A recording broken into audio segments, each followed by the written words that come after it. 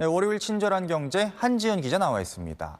한 기자, 우리나라 부자들 수가 많이 늘었다는 통계가 나왔다면서요? 네, 이 보통 금융자산이 10억 원 이상이 되면 이 자산가라고 부르는데요. 최근 이 자산가가 꾸준히 늘고 있습니다. 지난해 47만 6천 명으로 전체 인구의 0.92%를 차지했습니다.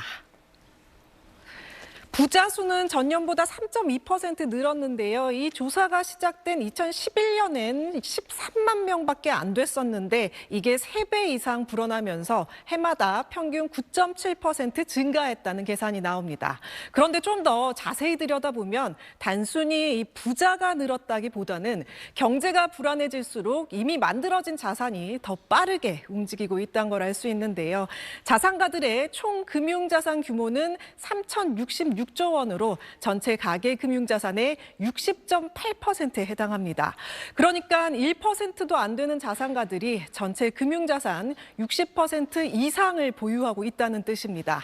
자산 증가 속도도 훨씬 빠릅니다. 이 자산가 금융자산 규모가 1년간 8.5% 늘어날 때 전체 가계 금융자산 증가율은 4.4%에 그쳤습니다.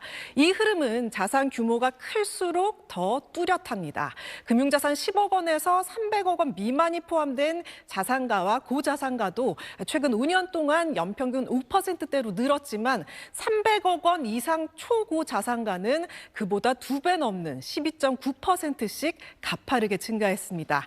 시장 변동성이 커질수록 자산이 분산되기보다는 오히려 상대적으로 여유 있는 쪽으로 빨리 모이는 양상이 나타났다는 해석이 나옵니다. 네, 그럼 부자들은 자산을 어떻게 배분해 놨나요? 네, 자산가들의 자산 구성은 부동산이 54.8%, 금융자산이 37.1%를 차지했는데요. 전년 대비 둘 다 소폭 감소했습니다. 이유는 이 금이나 코인 같은 대체 자산 비중이 늘었기 때문입니다.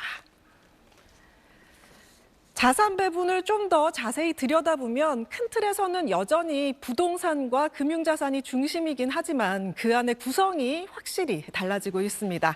먼저 부동산을 보면 거주용 주택, 거주용 외주택, 빌딩과 상가 비중이 모두 줄었습니다. 부동산을 완전히 떠난다기보다는 지금처럼 금리, 정책, 경기 전망이 불확실한 상황에서는 신규 투자를 늘리기보다 관망하는 쪽을 택했다는 의미로 볼 수 있습니다. 대신 늘어난 게 현금성 자산과 예적금 그리고 주식입니다. 바로 상황이 바뀌면 언제든 움직일 수 있는 유동성 자산이 되겠습니다. 투자 성향 조사에서도 같은 흐름이 나타납니다. 이 높은 수익을 노리는 적극 투자형과 공격 투자형 합은 올해 17.1%로 1년 전보다 3%포인트 줄어든 반면 안정형과 안정 추구형 투자자의 합은 44.3%에서 49.3%로 5%포인트나 뛰어서 전체의 절반 가까이나 늘었습니다. 자산가들도 지금은 얼마나 더 벌까보다 어떻게 지킬까를 더 고민하고 있다는 뜻입니다. 네, 그럼 부자들이 선호하는 자산의 유형은 뭔가요? 네, 자산가들은 단기, 중장기를 가리지 않고 가장 유망한 투자처 1순위로 주식을 꼽았습니다.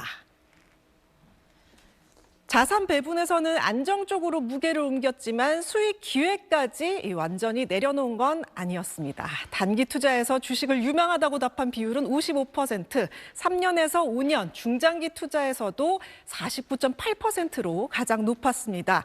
특히 중장기 주식 응답률은 1년 전보다 14%포인트 넘게 뛰었습니다. 이건 단기적인 시세 차익보다는 기업 실적이나 산업 구조 변화 같은 중장기 흐름을 보고 있다는 의미로 해석될 수 있습니다. 다만 투자 방식은 예전과 다릅니다. 이 자산가들은 국내 주식은 평균 5.8개, 해외 주식은 4.9개 종목을 나눠서 보유하고 있습니다. 해외 주식 보유 종목 수는 1년 새 0.7개 늘었습니다. 국내외로 투자 대상을 나눠서 위험을 분산하고 특정 자산이나 한 시장에 의존하지 않으려는 전략입니다. 자산을 불리는 원천을 보면 이 사업 소득과 부동산 투자 이익이 여전히 크지만 최근 1년간 실제 수익 경험은 주식과 채권, 펀드 같은 금융 투자에서 상대적으로 높게 나타났습니다. 네, 한 기자 잘 들었습니다.